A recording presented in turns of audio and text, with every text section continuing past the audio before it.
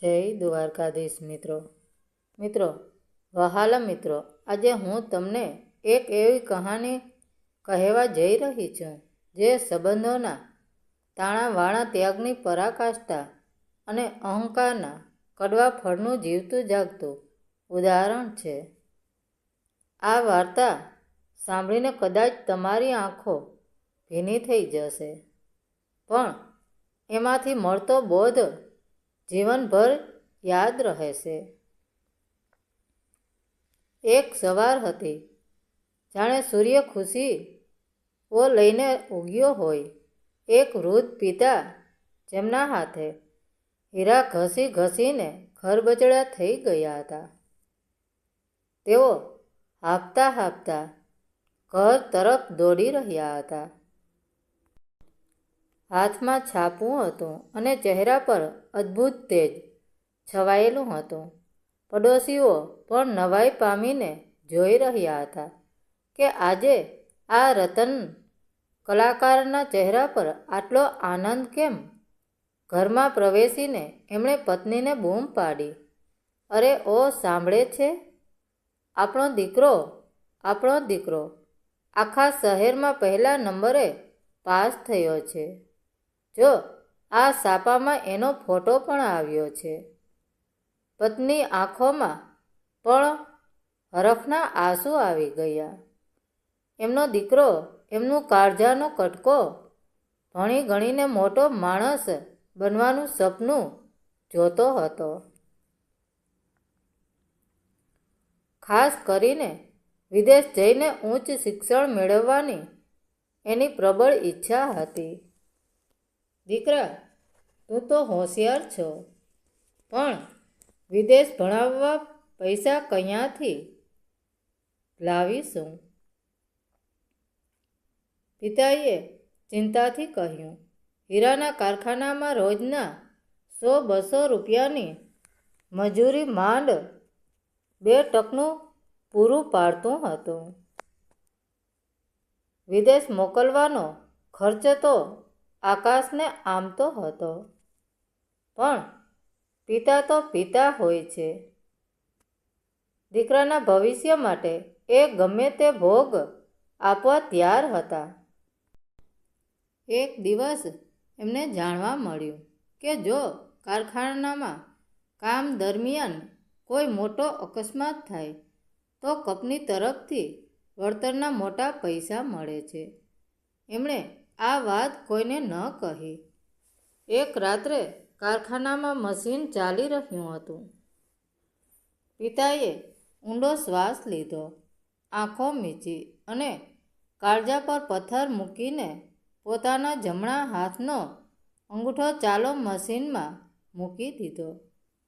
લોહીની ધારાઓ વહેવા લાગી. પીડાથી એમણે ચીસ પાડી, પણ એ પીડામાં પણ એમને દીકરાનું ઉજ્જવળ ભવિષ્ય દેખાતું હતું.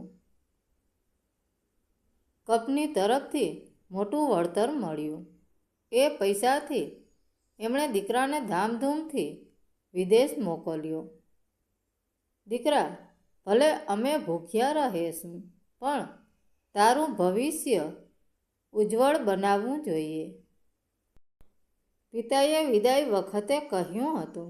દીકરો વિદેશ જઈને ખૂબ ભણ્યો. જેમ જેમ પૈસાની જરૂર પડતી તેમ તેમ એ ઘરે ફોન કરતો, "પપ્પા, ફી ભરવાની છે. મમ્મી, ખાવા પીવાનો ખર્ચ ખૂટી ગયો છે." અહીં મા બાપ અડધું પેટ જમીને લોહીનું પાણી કરીને ક્યારેક પડોશીઓ પાસેથી ઉધાર લઈને પણ દીકરાને પૈસા મોકલતા રહ્યા. પણ સમય ક્યારેય અણધાર્યા વળાંક લે છે. ધીમે ધીમે દીકરો સફળતાની સીડીઓ ચડતો ગયો.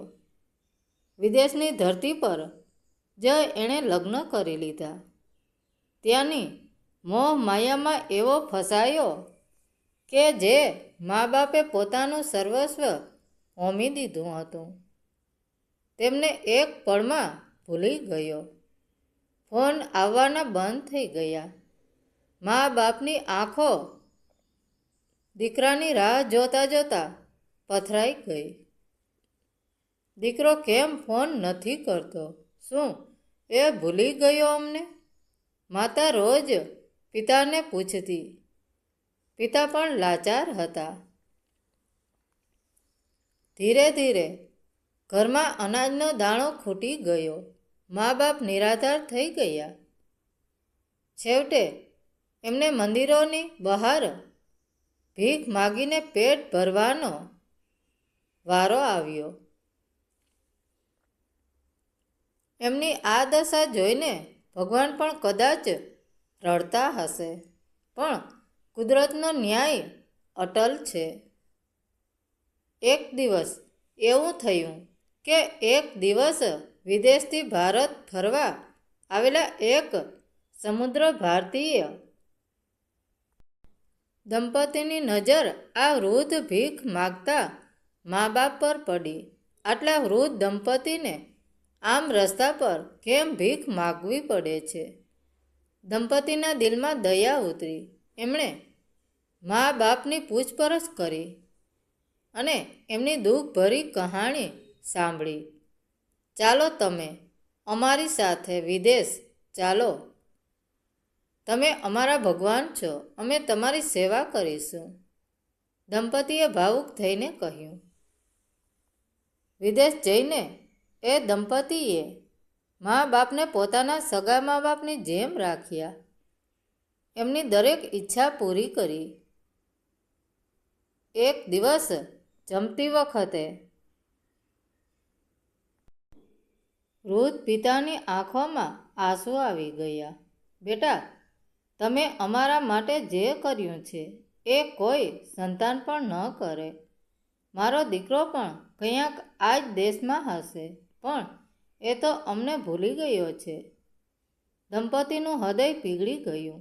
એમણે દીકરાની વિગતો મેળવી અને તેને શોધવાનું શરૂ કર્યું. ઘણી મહેનત પછી એમને એક ફોન નંબર મળ્યો. જ્યારે એ નંબર ડાયલ કર્યો ત્યારે દંપતીના પગ નીચેથી જમીન સરકી ગઈ. એ નંબર બીજું કોઈ નહીં પણ એમની પોતાની જ કંપનીનો મેનેજર હતો. દંપતીએ વૃદ્ધ મા બાપને કહ્યું, અમે તમારા દીકરાને શોધી આપશું. મા બાપની આંખોમાં ફરી આશાના દીવા પ્રગટ્યા. ભલે એ તરછોડી ગયો હોય, પણ મા બાપનું હૃદય તો માફ કરવા ત્યારે જ હોય છે. અંતે કુદરતે પોતાનો ન્યાય કરવાની તૈયારી કરી. દંપતીએ ઘરે એક ભવ્ય પાર્ટીનું આયોજન કર્યું. કંપનીના બધા મોટા અધિકારીઓ અને મેનેજરોને બોલાવ્યા. પેલા દીકરાને પણ આમંત્રણ આપ્યું. વૃદ્ધ મા બાપને એક પડદા પાછળ બેસાડ્યા, જેથી તેઓ બધું જોઈ શકે. પાર્ટીમાં દરેકને પોતાના જીવન સંઘર્ષ અને પરિવાર વિશે થોડું બોલાવવાનું હતું. જ્યારે પેલા દીકરાનો વારો આવ્યો ત્યારે તેણે અહંકારથી છલકાતા સ્વરે કહ્યું, મિત્રો, હું આજે જે કંઈ છું એ મારી પોતાની મહેનતથી છું. મારા મા બાપ તો હું નાનો હતો ત્યારે જ ગુજરી ગયા હતા. મેં ખૂબ તકલીફો વેઠીને આ મુકામ હાંસલ કર્યો છે. પડદા પાછળ બેઠેલા મા બાપના કાળજા ફરી ચીરાઈ ગયા. એમની આંખોમાંથી આંસુની ધારા વહેવા લાગી.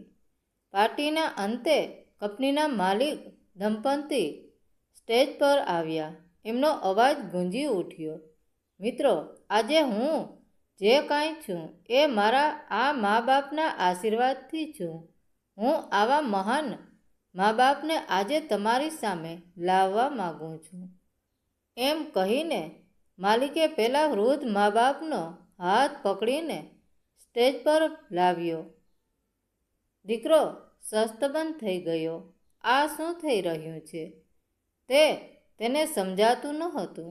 શરમ અને અપરાધ ભાવથી એ નીચું જોઈને પાર્ટીમાં ભાગવા જતો હતો. પણ માલિકે તેને પકડી લીધો. ઊભો રહે, તારી અસલિયત બધાને બતાવવાનો સમય આવી ગયો છે. માલિકે બધાની વચ્ચે પેલા પિતાના કપાયેલા અંગૂઠાથી લઈને દીકરાના અહંકાર સુધીની આખી કહાણી વણવી. દીકરો ધ્રુસકે ને ધ્રુસકે રડવા લાગ્યો. પિતાના પગમાં પડીને માફી માગવા લાગ્યો. બાપુ, મને માફ કરી દો, મારી ભૂલ થઈ ગઈ. ચાલો મારા ઘરે. ત્યારે પેલા દંપતીએ દીકરાને આખરી અને સૌથી સચોટ જવાબ આપ્યો, હવે આ તમારા મા બાપ નથી, આ અમારા ભગવાન છે.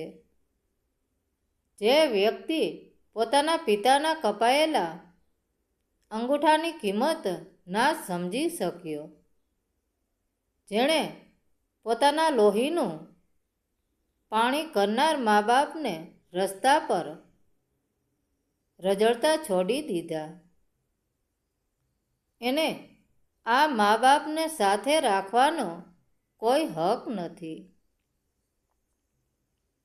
યાદ રાખજે, તે દિવસે જો તે એમના આશીર્વાદ લીધા હોત તો આજે તું મારી કંપનીનો મામૂલી મેનેજર નહીં પણ આખી કંપનીનો માલિક હોત.